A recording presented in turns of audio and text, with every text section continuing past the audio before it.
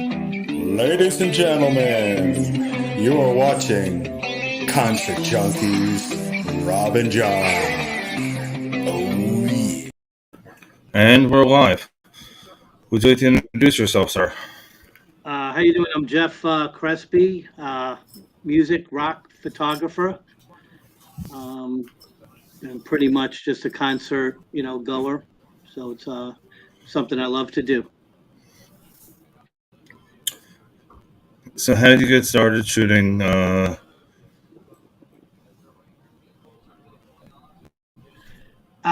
kind of really wasn't something that I set out to do originally. It was kind of just my son just started to listen to some music in the house. He was about 8 years old, and he came across my Kiss CDs, and he just started to listen to Kiss in the house. And I'm like, okay, this is pretty cool.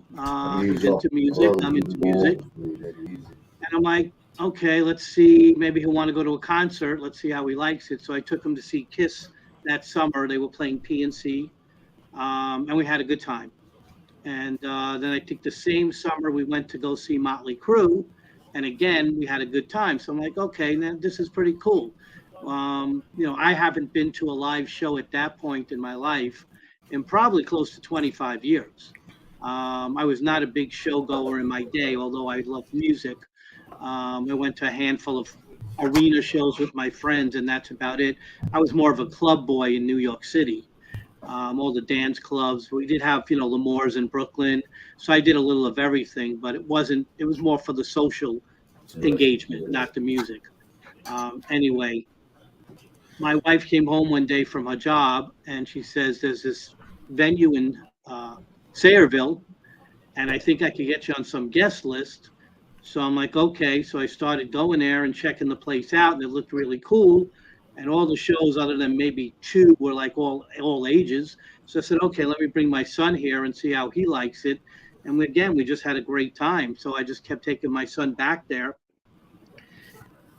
And just like everything else in my life, having an addictive personality, one show led to two, two led to four led to eight led to 100. And the next thing you know, we're going to 100 shows a year at Starland Ballroom. Whatever show they had, we went. It didn't matter what kind of music. It didn't matter what style. I think the second year I started going there, I found out they had a season pass. So I'm like, okay, let me just buy the season pass. And back then it was very different than it is now. It was basically a photo ID card that was good for the entire year. Like literally, there was no tickets involved. You just bought this card up front for the entire year. I was handing Starland at that time like $1,500 cash every December, and basically my son and I would just go into every single show. Um, we made Now, it a contest. Like we would literally like, okay, let's see how many consecutive shows we could go to this month. And we would do, mm, 4, 5, 6. At one time, we went to 7 shows in 7 consecutive nights. really? And so it just became this incredible lifestyle for us. Like literally, at that moment, what our lives were has took a total turn. Like this now became the focus of our lives, and it just we were having like the greatest time in the world, hanging out with all the bands, and we were doing the whole fan thing. We were getting there early, we were staying late, we were meeting the bands. I have pictures. My son been upstairs with Peter Steele. My son, we hang out with Biohazard. The first wave. You have Suicidal Tendencies, Madball. All these bands were coming through. Every style, every genre, metal, ska, emo. It didn't matter what it was. We went. So we just established this great relationship with the venue, the staff, security, and all of that. And that's kind of how it all started. My son technically was like the mascot of the venue. He had a shirt that he used to wear to every show that said Mr. Starland. And we put every single band's name on the shirt as we were going to the shows. So the shirt would progressively build up with names for each show. And then bands would start signing the shirt. So That's my son became like the focus of the club. And he was, like I said, he was only like maybe 9 at that time, 9 or 10 years old. And that was, so that's kind of what it was for the first, I'd say, 7 years. That's all we did. Starland Ballroom, every show, it didn't matter what it was. And then when my son was about 13, 14, we discovered that they were doing these shows in like local VFWs and firehouses. I didn't even know that existed. So we started going to all those shows. And, obviously going to all these shows, we became very well known in the local scene. You know, every show we were showing up, it didn't matter where it was. I was going all over the state. We were going to Elks Lodges, we were going to firehouses, we were doing Halloween shows. It didn't matter what it was, we went. And that was all out on my own dime. That was all out of my own pocket. I was shelling out the money for everything. And then merch. I was buying everybody's merch for my kid, helping out all the local bands, CDs, T-shirts, whatever they had available, I would buy. And it just became such a great, great thing. So after about 7 or 8 years of that, a lot of the photographers at Starland Ballroom, who I obviously became friends with, they kept egging me on. They says, Jeff, you're here every show. Why don't you just shoot the shows professionally? And I'm like, I don't know. I come here, I have fun, we're just chilling. He goes, oh, you could still do that. Just come here, shoot the shows. We only shoot like the first 3 songs Yep. anyway. I'm like, okay, what do I do? I had no idea. So they're like, well, email some bands and kind of see if they'll give you a photo pass. And I must have emailed maybe 10 or 15 bands, and not a single band responded. So I'm like, Yeah. this ain't gonna work. So I said, what do I do? They said, well, you got to find like a publication that'll kind of put in a request for you. Okay, so I don't know publications. I don't even know what that was at the time. So I came across something on Facebook. I emailed this woman. I didn't know who they were. I sent this email telling her, this is what I do with my son. We have a great time. We go to all these shows. Maybe I could write reviews for you. Right. So the woman writes me back. She goes, I love what you do with your son. She goes, how about I put you on our staff as a photographer and help you get press passes? Now, again, I have no idea what that even means. But luck of the draw, I just sent this one email and this woman writes me back, yes. And I'm like, I find out that at that time, it was like one of the biggest publications there was out there called AMP Magazine. So from day one, I was providing photos for AMP Magazine. So pretty much every single show that came through Starland Ballroom, I was approved for without question. Yeah. I think I shot like 75 or 80 shows in the next 100 days. It was insane. So now I'm showing up to Starland Ballroom and everybody's screaming my name because they know me as a fan, but now I'm in the photo pit. And they're like, they thought that was really cool. I had no clue what I was doing. It was all kind of learning on the fly. I never used a professional camera before. So it was all of that. I'm an artist by nature. And I guess photography just kind of became another creative outlet for me. So it kind of felt good. It felt like it was meant for me to be there. And so that's kind of really how it all started. And then everything else just evolved from there. It just kept going and going and going. I was already known in the scene. So I just kept shooting the shows. And then next thing I know, I'm shooting Warp Tours and I'm shooting Mayhem Fests and I'm shooting Bamboozle and I'm doing all these things that I never imagined doing in my life. And at this point, I was already in my 40s. I wasn't a kid.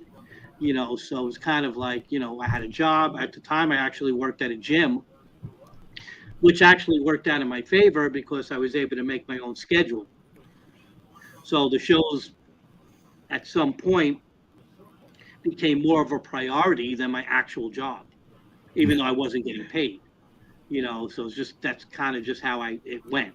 And then at some point, I had to make a decision if I was going to make a go at this. In terms of, full time, so to speak. I still had to work. I still needed a job. But I decided to give it a go and I just put the photography first. And, now I'm sitting here almost 17 years later, from the time I walked into Starland for the first time. And I can honestly say that the photography is my main gig. It's kind of my career, you know. So it's pretty wild how it all kind of evolved. So, do you have any advice for anybody that wanted to start doing this? Yeah, I mean, it's kind of see the difference is now the trends are very different now than when I first started. Again, I had no intention of doing this as a career or in any other way, shape, or form. So my only goal at the beginning was to have fun with my son and just go to all these shows and just document them for our sake. My pictures were just to document mine and my son's journey so that we had something to look back to later on. That's the only intent. Um, and because I did that for 7, 8 years straight, I established a reputation and I established a brand. In today's world, in the industry of photography, nobody wants to do that anymore. Nobody wants to establish a brand. Nobody wants to take the time to build something. They all want to just ask you, who do they call? Who do they contact? Who should they email to get a photo pass? That's all they want today. Nobody works hard anymore. So it's very hard when people approach me or ask me that question because I'm not going to tell them, here you go, here's my contacts. That's not how I operate. If you come to me and ask me advice, I'm going to tell you how I did it. And if that's the path you choose, great. If it's not the path you choose, then you're on your own because I'm sure as hell not going to give up what I worked 17 years for, Yep. you know. So, and I'm not saying that to be mean, I'm saying that to be real. I believe in hard work. I believe in proving yourself. Someone comes to me and asks me, how do I get into the show or how do I start shooting shows? I'm like, well, what do you have so far? Well, what do you mean? I said, well, what do you have? You're coming to me to ask me how to do this. I said, what have you done so far? And they look at me like they don't know what I'm talking about. I'm like, well, how many shows do you go to? Do you go to local shows? Do you take photos at all these local shows and build a portfolio? No, they don't. They have nothing. So how could I possibly help you or go out of my way to help you when I don't even know what you can do? you know. So that's kind of what I get a lot. It's very hard. I get emails weekly. I get messages. I get parents email me. Oh, Really? my son's an aspiring photographer. He's in school right now. Be awesome if you could mentor him or her. And I'm like, okay, that's great. And I would love to, but here's the situation. I don't have the authority to take your son or daughter into a mainstream show. I don't have the authority to tell a venue, give this person a photo pass. That's No. not how it works. So I have to now explain to this person how the process works. And it is a process. It's not like, I mean, you might see me show up at a show and I have a photo pass stuck to me. But also remember, that's something that's prearranged way before that show. That's all communication that's done between the venues, the bands, the PR companies. Yeah. That's not something where I just show up and they hand me something. It doesn't work that way. So when I go through that whole process with these people, they're dumbfounded. They go, "Oh, I had no idea that's how it works." I'm like, "Yeah, it's a process." And he goes, "Oh, they think that like everybody just hands me stuff, and that's not how it works." So it is what I, it is. And then once you tell them that, they get pissed. Like they, oh, I thought you could just help my kid out. I, I get that on my end as well sometimes. Yeah. But speaking of your photography, you just came out with a coffee table book, you said, right? Well, I do. So okay. So a lot of old school photographers, and I know them all. They're all personal friends of mine. These are people that were taking photos of bands back in the '60s, '70s, '80s, and they're all coming out with books now.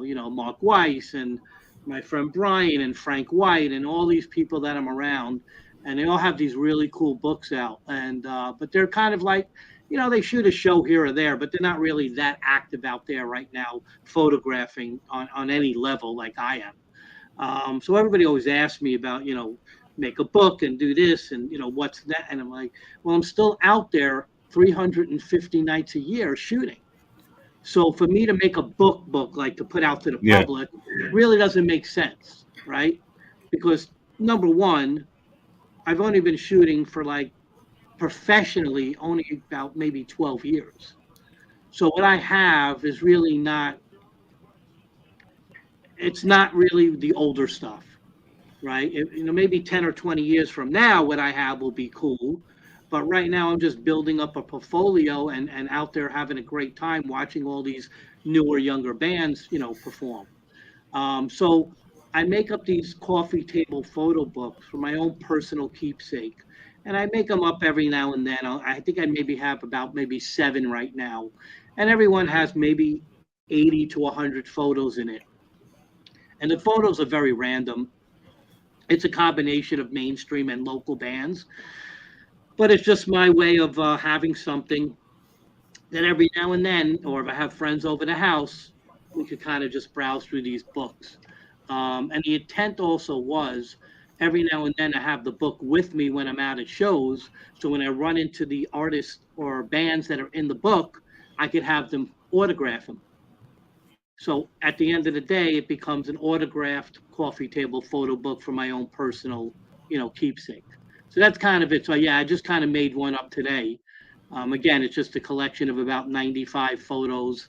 And every now, like I said, every now and then I'll just go through all my photos and just pick a couple out from each show and just put it in a folder on the side. And then when that time comes, I'll just, turn it into a book. Do you mind if So I yeah, show? it's really cool. Do you mind if I show some of those photos? Yeah, of course. Go right ahead.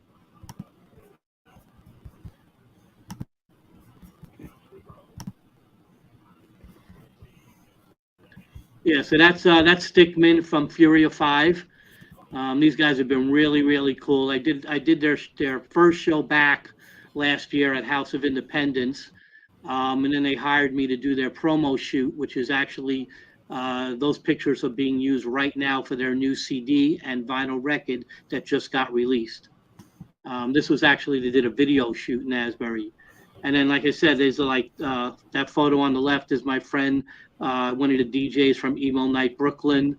The other page is just a local band called Butterfly Garden. So again, they're just random photos of just some locals. There's Lou from Sick of It All. So yeah, so it's just a collection of some of my favorite photos. That's my Crepi Kiss, which is one of my favorite local bands that plays like Bond Street Basement all the time. They're cool. They're out there playing all the time in different clubs. Yeah, there's OC Rib. That's E Town upper left. You know, bottom left is OC Rippers, another cool local band. So yeah, it's just a collection of photos just all over the place. That's My Chemical Romance that I shot at Prudential Center when they came through. So yeah, that's actually those photos are Oh, from the See Here and Now festival. That's Benny's okay. Icebox. They're one of the vendors for one of the food vendors for See Here and Now every year. They're on the Asbury Park Boardwalk, and there you see a collection. That's literally Boy George upper right from Culture Club. That's Billy Strings. That's Green Day. So these are all bands. These Cage are the really cool. Elephant, Idols. Yeah, so these are just all bands that I shoot throughout the year. So yeah, it's pretty cool actually. I have a nice collection of everything. Who are who's your top 10 artists that you would love to shoot that you haven't yet? Ah, so yeah, so that's pretty funny. So I really don't have a bucket list. So the only band that I actually wanted to shoot at some point um, was Kiss, because Kiss was the first concert I ever took my son to, which technically started this whole thing. Yeah. And I was very fortunate that I was able to shoot Kiss at Madison Square Garden a few years ago. So that was probably the only band that I would say was on a bucket list for me. I photographed, pretty much everything from, Linkin Park, Stone Temple Pilots, Pearl Jam, Culture Club, Green Day, um, you know, Dave Matthews. I mean, everything, Billy Idol. You know, there's so much out there. I don't think there's anybody that's out there that I, have to shoot. I don't chase popularity. I love shooting mainstream shows, but my heart is in the local scene. So, I'll take a 12 band battle of the bands any day. Like I'm that guy that used to go to Starland Ballroom when they used to have Jersey shows and stand there for 12 to 15 hours photographing bands that I've never heard of, didn't know. But that was my way of learning what was out there. That was my way of practicing my skills. That was my way of just kind of, getting to know these bands and what was coming up in the next few years. So I love shows like that.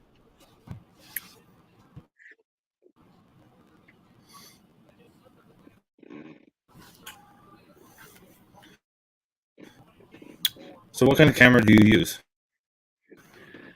I pretty much use a standard professional DSLR. I do not use mirrorless. I haven't evolved to mirrorless yet. There's no rhyme or reason. I just don't see the need for it for what I do. Concert photography is a different breed than any other photography, um, which is what I love concert photography because it's there's nothing constant about it.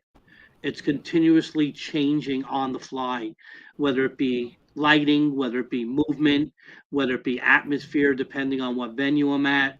And I just don't think that I need to invest in, $6,000 to $8,000 camera just because it might take better pictures. I don't look at photography that way. Um, Concert photography is what mean exactly. I love the fact that everything's just moving at the same time, and I love the fact that the cameras that I'm using are very kind of sturdy. I feel more comfortable with them.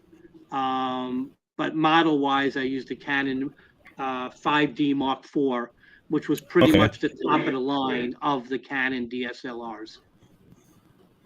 I think I They're probably have what, a 6 or 7 years old now. yeah, I think I have a Canon M3 something. Okay. Yeah, when I first started, when I was told I was going to start shooting these shows, I didn't know what to get. I had to ask another photographer what to get. And at that time, I would say the middle of the road, I got it was a Canon T3. That was the first professional camera I bought, and at that time it was like $600 at Best Buy. Um, and that's kind of what I started with, And then I just kept. I'd say every year to 2 years, I would just go to the next level up. You know. So for a beginner, you don't really need a fancy camera. I don't believe so. I don't think so. I mean, obviously, listen, you and me, we know, go back to car stereos, right? There used to always be that conversation. Do you invest your money in the stereo or the speakers, right? So with cameras, it's very similar. Do you invest your money in the body or do you invest your money in the lenses? And, there is pros and cons to both those arguments. But if you have a decent camera and invest your money in some decent glass, you're fine. You don't need the top of the line.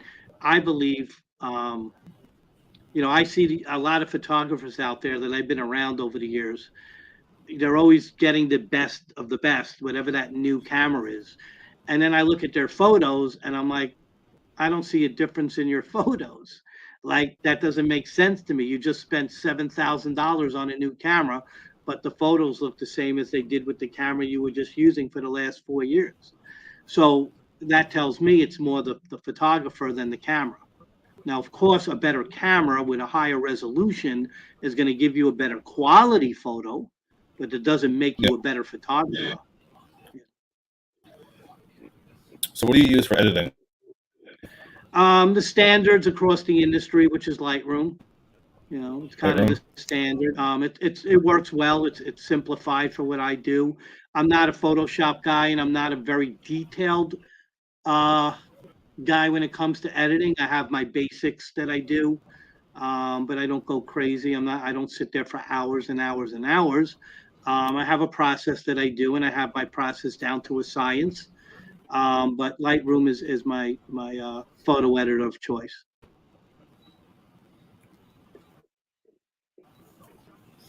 Normally, when I take the photo, I mean, take photos in general. I'm a black and white kind of guy. So, okay, I love that you said that because so here's how I look at it. I want my pictures to reflect the atmosphere of where I was. So, for instance, if you are not at a show and you saw my pictures, I want you to see what I saw.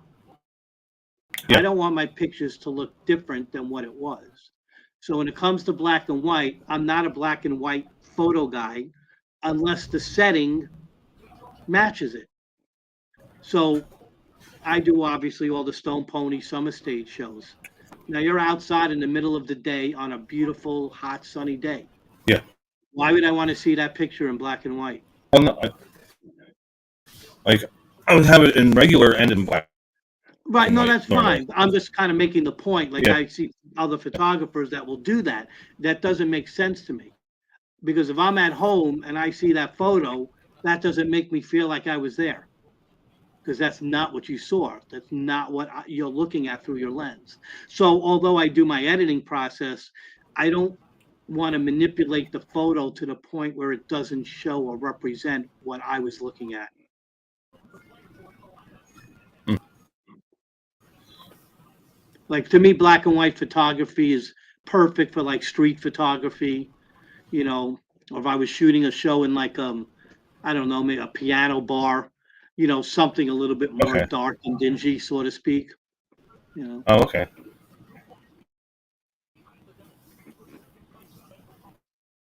And my other reason for that is, and one of the things that I've learned from the beginning, when I'm at shows, when I'm photographing shows, I don't think of it as just a concert, right? And I'm also not just there because of a band that's playing. I My whole thing is to be part of the scene as a whole. And to me, the scene consists of everything, not just the music. That means the venue, that means the staff, that means the personnel, the stage hands, the lighting directors, the audio engineers. Those are all people that make these concerts happen. And without one of those pieces, a show doesn't happen. So I want my pictures to reflect that. I know that when I go to a venue, especially obviously the mainstream venues, there's a person sitting at a light board that's getting paid to be there. So I Yeah, feel obligated to utilize what that person is doing. And a lot of lighting directors have actually bought pictures from me to display on their personal websites because I do show off what lighting directors can do. So I take that into consideration. That's something I want to understand and I want to uh, let those people know that I care about what they're doing. And, if we made everything black and white, you don't need lighting personnel, right? no.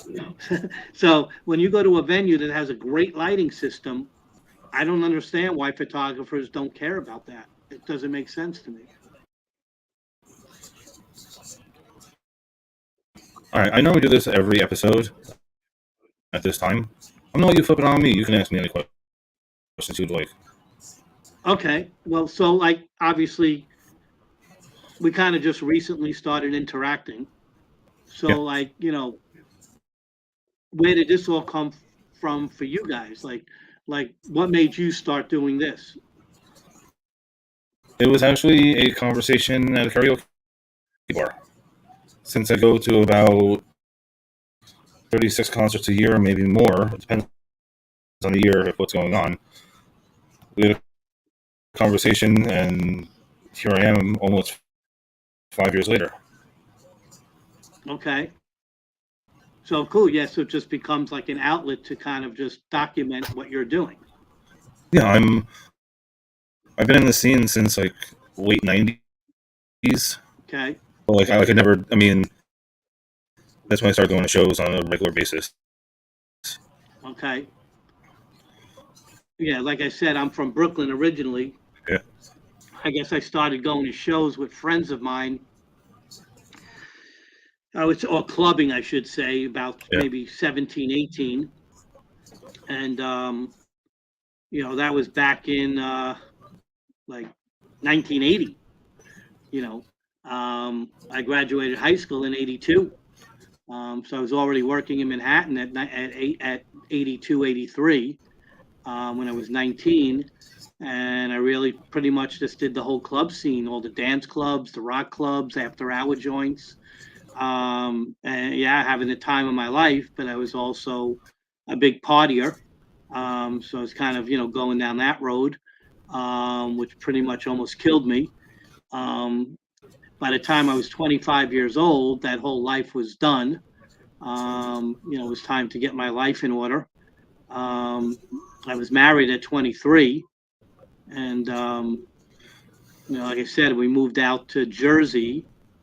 I believe it was 1998 when we moved out to Jersey. I'm also a recovering alcoholic and addict.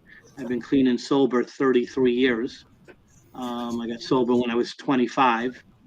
And yeah, so it's kind of like, again, got married. Me and my wife traveled for like 8 or 9 years, and then we had my son. So the whole music scene kind of just disappeared from my life. Obviously, listening, not, but going out clubbing obviously did. And again, it didn't start back up again until about 17, 18 years ago for the only reason of finding something to do with my son, you know. And yeah, glad it did, obviously. Yeah. I'm not sure if I'd be able to do what I'm doing today if I wasn't clean and sober. Going to shows, photographing shows, if I was still out there partying and stuff. I remember when I first started going to Starland, I had to tell everybody. I was telling everybody, like all the bartenders and all the security guards, about my story because I wanted to make sure that I was going to come here, every show, that they knew, not to give me anything, obviously, and not that I was going to ask, but I didn't want anybody to make a mistake. And I just wanted to make sure everybody knew that I didn't drink or drug, and so I kind of made sure that everybody knew that, and yeah, but as I kept doing it more and more, I felt very comfortable, being in bars, being in clubs, almost every night of my life, even though I don't drink or drug. So yeah, so it's kind of just been an amazing journey, you know.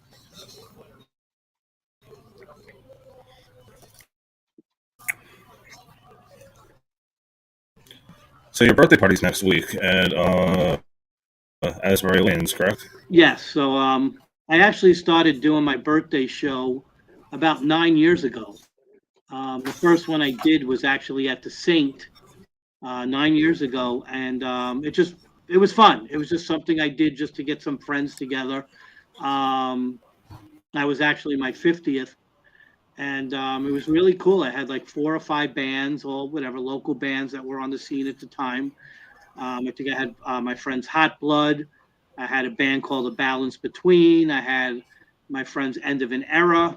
I had this young band that I was really good friends with called The Antics. Um, and I think Beyond Visible. So yeah, and we had a fun time. And then I decided to continue doing it for the next like 6 years. I had it at the Wonder Bar. We used to have a series there called Happy Mondays. So every Monday there was a local show, and that series started from the beginning of April to like right around Thanksgiving time. And every Monday we just had like 3 local bands. So the first show back was always the first Monday in April. So they would allow me to make that my birthday show, and they would just let me pick the bands. So I would bring bands from like North Jersey down here, bands that obviously never played in Asbury, and it worked out really well. And then the pandemic happened, so obviously Yeah. Happy Mondays stopped. And so for the last 2 or 3 years, I didn't have one. So then I decided to do it again, and just logistically, Asbury Lanes just made the most sense. So yeah, so it's going to be this Sunday, April 2nd. Um, I got 4 local bands. My friend's Candy Cavity, my friend's Tilted, who has played Starland before, um, my friend's Black Rose Rebellion, and my friend's Metal Life Crisis. So those are the 4 bands that are going to play, and none of those bands have ever played the lanes before, and they're all bands that know each other. So that's kind of the cool thing. And I saw it was $10 to get in. Yeah, it's just $10 at the door. A low dose show, just to come hang out, have everybody, all my friends, and my family all together on the same night, which doesn't happen often. I'm out so much. My wife is not a music person. I mean, she's not a show person. So she's not that person that's just going to come out to a show and hang out with me for 6, 7 hours, like I do. So she comes out to just a few shows a year. So yeah, so this is that night where we can all be together. My wife, my kids, all my friends, all the music people, so it's kind of pretty cool. Is there a show coming up that you, except for your birthday show, is there any other shows that you're going to be shooting that you're excited to go see? My wife will laugh at that. I'm excited for every show. It doesn't matter who it is. Um, in 18 years, I wouldn't be able to count, but obviously I've been to thousands and thousands and thousands of shows. And my wife will always tell people the joke. Every night when I come home, she'll say, "How was the show?" And I'll say, "It Hmm. was great." Just how could you go to 8 billion shows and never see a bad show? I said, because I'm just very fortunate and I'm still so passionate about the music that every single show I come home with something from it. It doesn't have to be the music. Like, I don't have to like your music to like your show. There could be something totally offbeat about that show that just I'm going to have a great time no matter what. And it could be the people that are there. It could be the way the band is dressed that makes it visual for me. I mean, I'm a photographer, excuse me. So anything that's visual, I'm going to like. So if I like your music and you have a good visual and the crowd is cool, I mean, that's a trifecta, right? That's every piece of the puzzle there just makes that show great. And I don't need all three pieces of the puzzle to enjoy the show. So, what am I looking forward to? I mean, the Stone Pony just been announcing shows like crazy for the summer stage, and almost every single one of them is a show I'm looking forward to. I just love the atmosphere. Starland Ballroom just announced some great shows. I think they just announced Social D again. Yeah, Been that's not until doing no. Social Distortion for almost 17 years as That's a not. fan and professionally. You That's know, not until like November or October, yeah, I so think. it's like, but every week there's announcements being made, whether it be Starland, whether it be Asbury Lanes, whether it be the Pony, whether it be PNC Bank Arts Center, or it just doesn't stop. What I do is year round, and everybody always says, "Oh, you're ready for the busy season." I'm like, I never slow down. Like, there is no down season for me. The only difference between this time of the year and the summer is the summer just brings longer days. When I have a summer I, stage show, I'm out in Asbury at like noon, and he and won't get home until midnight. midnight. So the difference with now is if I have a show, I don't have to be there until like 6, 7 o'clock at night. Yeah. But the summertime, it's different. It's just much longer days. You know. So Have you ever been hit by a crowd surfer? oh yeah, many times. When I first started going as a fan, the first seven, well, I say probably the first 4 or 5 years of Starland Ballroom, my son was little. Yeah. So we did what any other fan would do. You get there early so we could get online up front so that we could get to the rail, right? So it's like every single show, I had my son barricaded dead center against the rail. Yeah. Only his head is above the rail, right? Um, and that's how it was every single show. So my hands never unlocked. Bodies would be falling on me, going over me. There's nothing you could do. I wasn't letting go of my kid. So Yeah. yeah, um, I could tell you that I was at the Brick Moose Lodge one time, and I got caught with a backhand, not on purpose, but I was leaning against the wall taking pictures, and somebody caught me with a backhand, hit me so hard. I didn't know it then, but 6 years later, I ended up in the hospital having brain surgery. Oh wow. It was from that blow. Wow. So, yeah, I've been there. I've done that. Yeah, I'm very careful now. I don't really go in the pits anymore. I love watching it from afar. Um, most of the hardcore shows now I shoot from the stage. I very few of them do I shoot from the crowd anymore, and not because I don't love it. I just don't want to take that chance. I can't take that chance anymore. So I've learned what to do. I learned how to do what I got to do without having to take that risk. Yeah, for me, for right now, I take all the photos from the pit. Yeah, I mean, I used to when I used to go to Starland, and when my son got old enough where I said, "Okay, you're on your own," because at that point everybody knew him anyway. So when he was in the pit, everybody watched out for him. But I would just stand on the side, like the perimeter of the pit, Yeah, take my pictures. You know, um, but like like I said, what? once I started shooting professionally, I don't have to do that anymore. So Yeah, I was taking photos for just my own purpose use at this moment because same thing you did in the beginning, just taking photos. It was at the God forbid reunion. yeah, I cannot think their name. Blood something. I'm taking a photo. Um, as soon as they said circle pit, I got the hell out of there. yeah. The quickest I could possibly get out of the pit.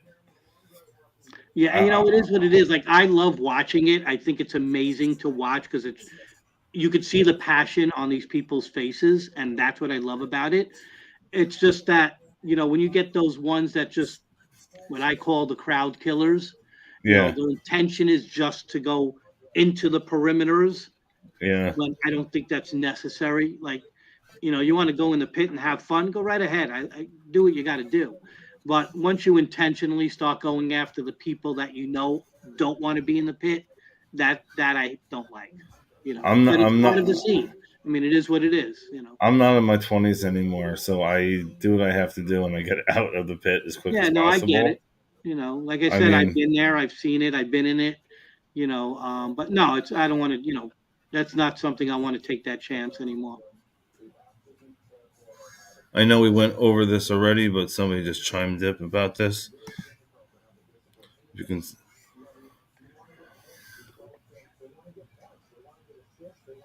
Okay, cool. Well, so what I will say is, one thing that I see with a lot of the younger photographers, and again, I started in my 40s. I was not a kid, but I was still new. So I still had to learn. I still went through, making those mistakes that I had to learn from other photographers. But what I see today, unfortunately, anybody new who's just starting out, learn the industry, learn professionalism, learn etiquette. Those are the things that I don't see these people, learning. They want to just come to shows, take pictures. They walk in a venue like they own the venue and they think it's all right to do whatever they want.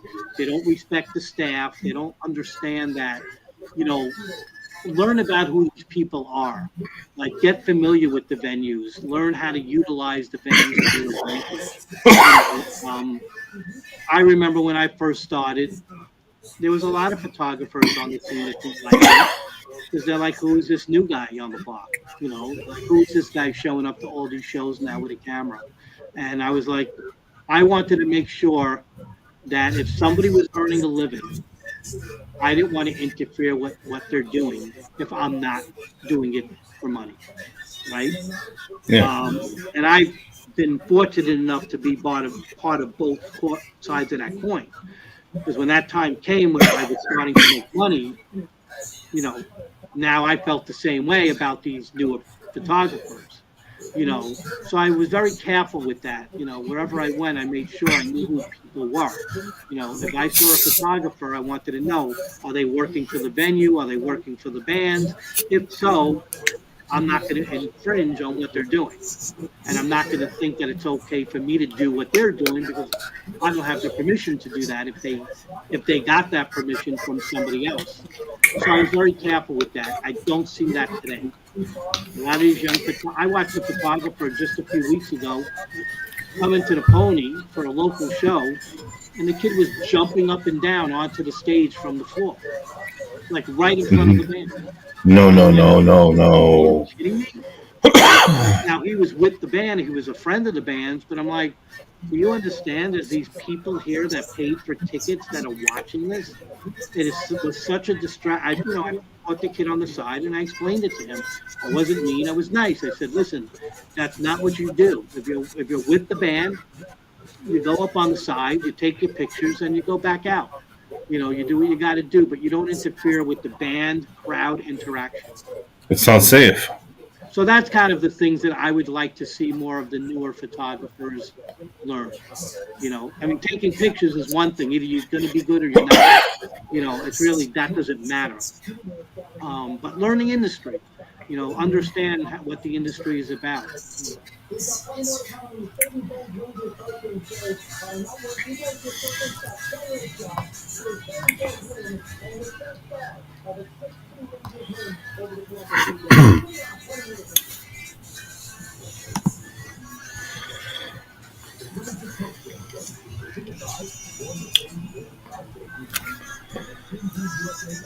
Do you play any instruments at all? No. No. When I was younger, I did what any other kid would do, take the guitar lessons or whatever it was. Um, I was in my school orchestra in public school. I think if my parents were a little bit more forceful, Yeah. um, or if I was a little bit more disciplined, I probably would have. I definitely believe I was musically inclined as a kid, but just because my parents were not parents that pushed me, it was like, if I took a guitar lesson and I said I didn't want to do it again, they would say, okay, Yeah. so, it is what it is. But yeah, I mean, I don't play an instrument today, although I have everything you could imagine in the house, from electronic drum sets to guitars to keyboards. And every now and then I get that thought in my head of, oh, let me just kind of, learn. I have everything I need to do that. Um, it's just a matter of when you don't have a passion for something, you're not willing to put that time in. Yeah. You know what I'm saying? Right now, my passion is still photography. My passion before photography was actually model building. Really? That's what I did my entire life. I'm an artist. I draw, paint, and build models. My entire house is decorated with all my work. Um, and then when the photography took off, that all took a back burner. You know, during the pandemic, we had more time, so I started to get more involved, and I worked on some more projects, and I got some cool projects done, like some paper projects that I had waiting, and I just actually built um, at a balsa wood. My daughter had gotten me for the holidays one of those marble runs. So anything that comes in a kit, I like to build. So I have Okay. I have stuff Okay. sitting in my bedroom just waiting to be done. I'll keep that noted if I ever need that done. Because I have two left hands. I can't do that. Yeah, I love it. That's my favorite thing to do in the world. That to me, that was my serenity time. Like when I would come home at work and, hang out with my wife or my kids, and then everybody goes to bed, I would sit at a table in my living room for hours and hours and hours just working on my projects. You know. Okay. So that's one of your happy places. Yeah, exactly. Mine is at a show. I mean, I don't care who it is. That's my place. Okay. Well, Yeah. that's what it became now for me. Yeah. So, and like I said, 2022, I finished the year with 361 shows. That's more shows than there are days in the year. There are some days I cover two, three, even four shows a day. I'll be at your level eventually. I'll be at your level. So I, you can't I, I, you can't do that many shows as in terms of photography and editing. You know, I mean, just imagine how much time goes into all of that. oh yeah. So, and that's on top of a day job. Yeah, I totally feel you on that. so I'm fortunate now where I don't work anymore every day. I work sporadically during the day with friends of mine when needed. But although my life seems incredibly exciting, it's also very simplistic and very manageable because that's how I taught myself to be. You know, What was the best advice you were ever given? uh, um, oof, I would probably have to say, well, when there was a time where I was like, do I continue doing this? It's that old saying, like, if you love it, keep doing it. If the passion's still there, keep doing it. So I think that's kind of the best advice you could give somebody, that if you're very passionate about something, then find a way to make it work. You know, but at some point you have to assess your life and decide, where is it going? You know, like if I was out there doing what I'm still doing with the photography now and not making any money, my life would be very different. I mean, I have to earn a living. I have to pay Yeah, bills, right? So you can't just go out there and do everything I'm doing on the level I'm doing it and pay bills. yeah, If I was working a full-time job that I made enough money to pay bills and all of that, that's one thing. But the way I made it work was, when I was working at the gym, I was doing the gym gig on all the hours that I wasn't doing the photography. So I had the gym money and the and photography money. then yeah, The two of them together balanced out, and I was able to make it work. But once I gave up the gym gig, then it's like either I got to make more money with the photography or get another career. So you got to kind of figure that all out. You know.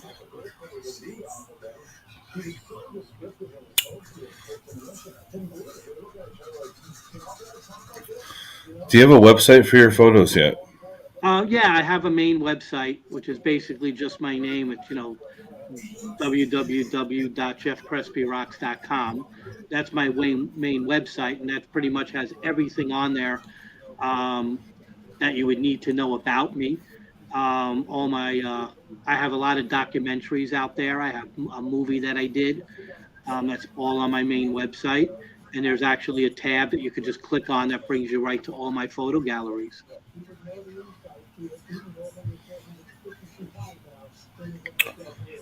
Except for your birthday show, what are you doing next after that?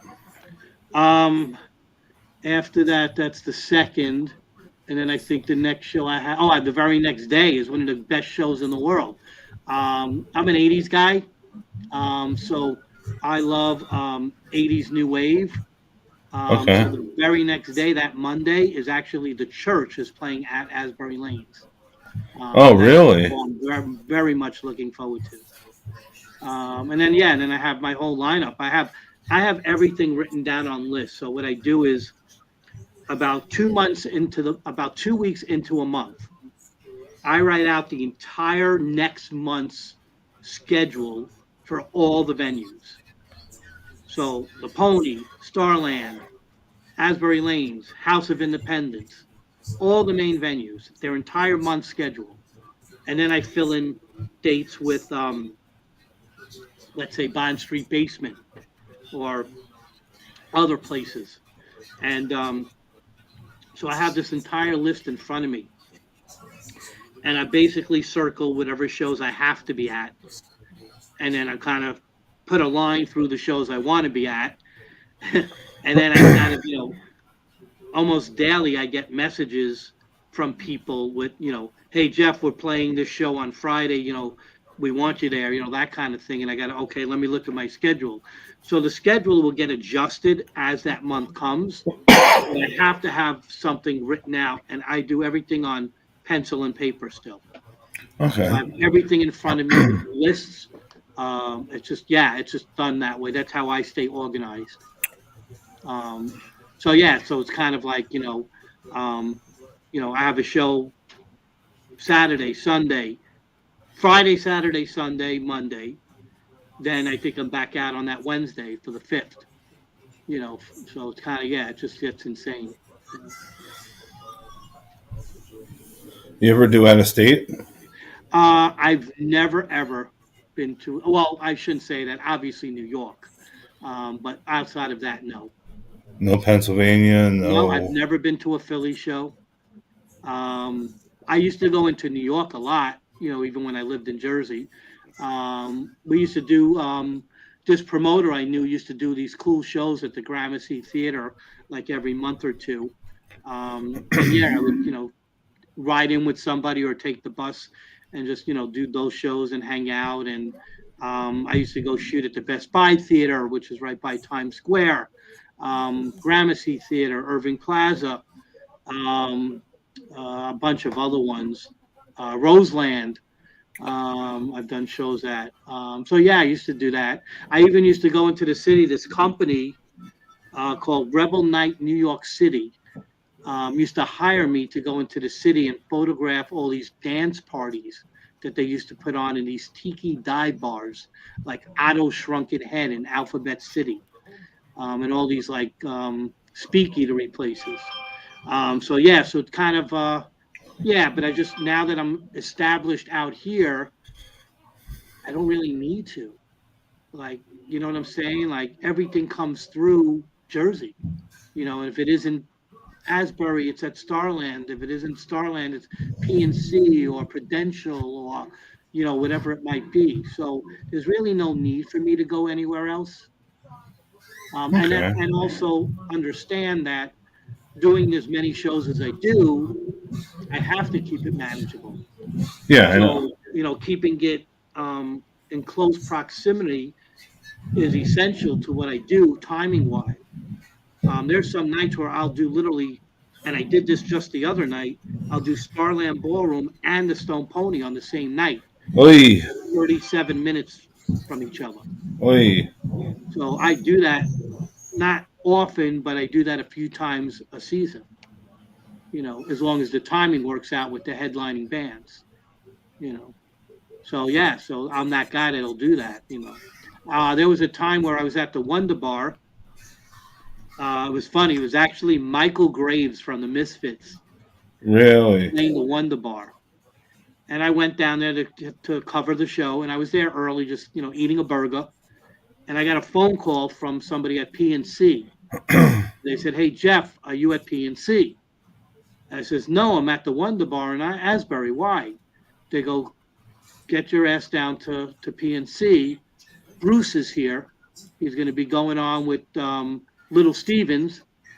And I said, "Listen," and then this is me. I said, "Listen, I'm not just leaving where I am to go down there." I said, "If Bruce comes out with Little Stevens, he's not going to come out till the end of the set. So you have to give me permission to shoot the entire set. Otherwise, I'm not leaving where I am because then it doesn't make sense." And they basically said, "Jeff, no problem. You have permission to shoot the entire set for Little Stevens." So I drove from the Wonder Bar to PNC Bank Art Center where they had a photo pass waiting for me. I shot the entire hour set of Little Stevens with Bruce Springsteen. Then, to show you how I am, I drove all the way back to the Wonder Bar just to catch the last 20 minutes of Michael Graves And because shot I that. felt bad that I wasn't, I was going to be there for Michael Graves and I didn't want to. It wouldn't have Yeah. mattered to anybody else, but it mattered to me. So I could have just went home after PNC. Instead, I drove all the way back to Asbury. Oi. So that's kind of what I do. You know. I've only been to the Wonder Bar twice, but I was there to see Natalie Farrell the Yeah, first time. no, I like Natalie. She's a friend of mine. Yeah, It's I, funny. It's really funny you just said that because when you put up the post today, I was saying, why is he tagging Natalie? Like I saw her name and tagged in yeah, your post, and I'm saying, why would he be tagging Natalie? yeah. We have like 127 mutual friends. Okay, So Natalie, Bobby Mahoney. yep. Oh well, Bobby's a great guy. Bobby's been. I've been taking photographs of Bobby since he's a kid. You a great family. Eric Bryan. Okay? Yeah, pretty much anyway that's on Telegraph Records Okay. and or Mint 400. Okay. Yeah. I No, just that's ran in, awesome. I just ran into the Clydes the other night. Yeah, the They Clydes are came, awesome. I like the yeah, Clydes a lot. they came in to visit me. Okay. Cool. Yeah, No, it's just like I said, that's, when I'm not doing the mainstream shows, those are all the bands I'm kind of around, you know. A matter of fact, Bobby's playing what used to be the yacht club, now it's called Low Dive, this weekend, you know. So I'll see if I can make it. But the next show I will be at is May 6th at Starland for El Nino, yep. Ria Fine, Yeah, and like I said, I'll start looking at the May schedule like the middle of April, and then I'll kind of look at all the dates and see what I got to be at, a few others on that list. you know. But I really do want to thank you for your time to coming on. No, thank you. I appreciate it. Just a reminder, if you're not a subscriber, please do. This is going to be on Facebook, YouTube, and Twitch. Twitch would just be Concert Rob, and maybe TikTok later tonight. You don't know. Okay. Sounds good. And have a great night, sir. Thank you very much. You too.